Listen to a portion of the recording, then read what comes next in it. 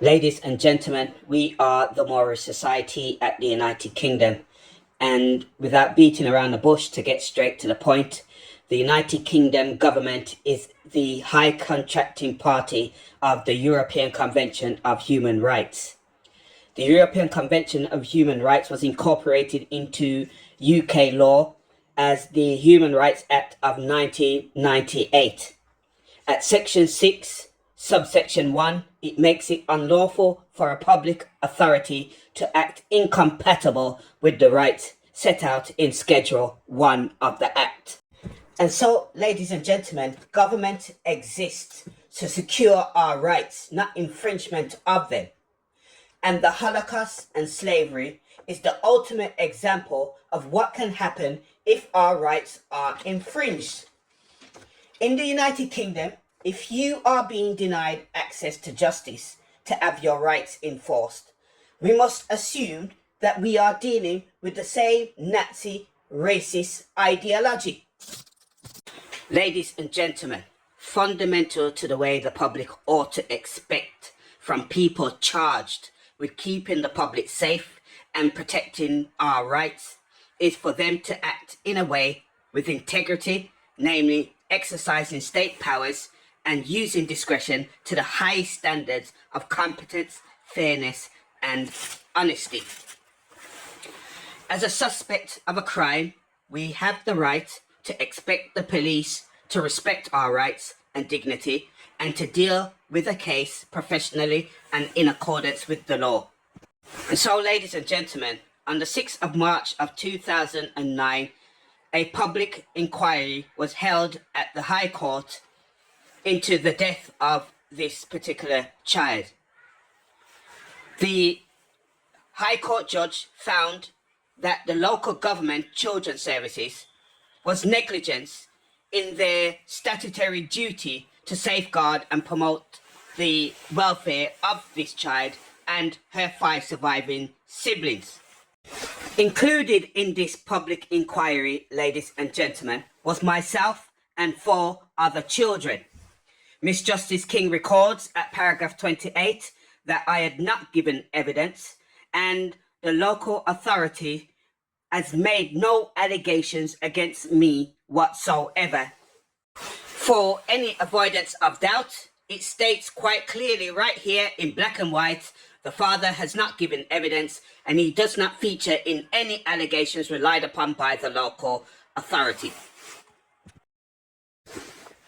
Ladies and gentlemen, what you are looking at here is 16 years of government communist racist aggression, criminal acts against vulnerable children, and 16 years of a breach of our secured rights under the European Convention of Human Rights. Now, ladies and gentlemen, this is the United Kingdom government agents that are committing these crimes. These are public bodies in the area of Birmingham, the county of the West Midlands, England, who are carrying out very serious criminal activity against citizens of this country, acting like the common thief on the streets. So once again, we show at paragraph 28 of Justice King's public inquiry that it quite clearly states the father has not given evidence and he does not feature in the allegations relied upon by the local authorities. So, ladies and gentlemen, what you're looking at here is 4 sets of care proceedings.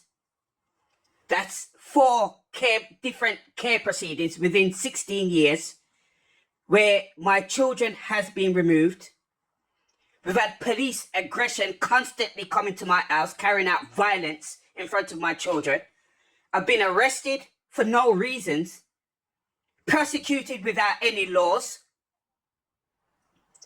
And this is 16 years evidence of these criminal acts that has been carried out by the public bodies in the area of Birmingham and the United Kingdom.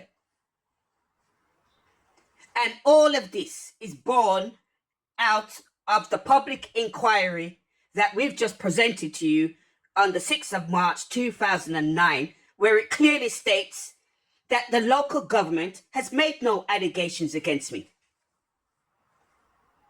This is the communist, Nazi, racist violence that we are dealing with at the United Kingdom that we saw in 1940s Nazi Germany, where people, these organized criminals, were using state powers for unlawful purposes to carry out criminal activities against the German citizens.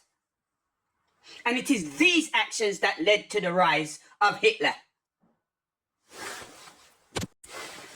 So, ladies and gentlemen, the public may ask, well, if the public bodies has acted unlawfully, why haven't we made a claim under the Human Rights Act for unlawful interference with our rights? Well, that's exactly what we did. And we presented to the courts Miss Justice King's judgment, where it clearly states that those events had nothing to do with me whatsoever. And therefore, the public bodies cannot legally justify any of their actions over the 16 years period of time that we've just demonstrated in this post. None of those acts can be justified. And we have in possession a public inquiry that's on the public record, which records my legal status. Ladies and gentlemen, lo and behold, the county court superseded its jurisdiction and dismissed my claim as having no merits. For any avoidance of doubt, ladies and gentlemen, this is the order that was made by the Birmingham County Court. This is the general form of judgment or order, and it states there in the County Court at Birmingham. And it states my name, West Midlands Police, Birmingham Children's Trust as the defendants. And it's before the District Judge Dickerson. Now, it states right there, the claim is struck out as recorded without merits. So the claim is struck out and recorded as being without merits. This is the Birmingham County Court.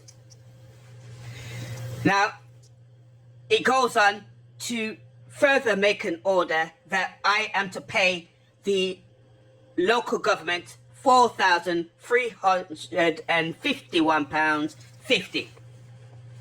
Now, anyone in the United Kingdom, in particular England, knows that Birmingham City Council is a cash-stricken local government and filed for bankruptcy. Now, what we've just shown you, ladies and gentlemen, is a criminal offence of extortion. This is a local government conspiring with the judiciary to extort excessive amount of finances from members of the public, where a High Court judgment has found that the local government is negligent in respect of that citizen. Can you believe this, ladies and gentlemen, that this is what's going on here at the United Kingdom? We have a county court superseding its jurisdiction to strike a claim as being without merits, which in effect bypass the proper legal procedure to set aside the High Court judgment of Miss Justice King. To put things simple, the county court has made an order that the published judgment of Miss Justice King has no merits, because that is the evidence on which my claim relies. And then, in addition to that, it goes on to try and extort excessive amount of finance of £4,000 from myself. This is what's going on in our public bodies. This is the judiciary, the local government, and West Midlands Police all conspiring together in this crime, behaving like the common thieves on the streets. So, ladies and gentlemen, a copy of this post will be sent to His Majesty's government, namely the Prime Minister's office, because it's little wonder why we have civil unrest in the United Kingdom. We have people who are abusing their authority to apply laws to some people and not to others so that they can advance their own personal situation to the adverse interest of justice.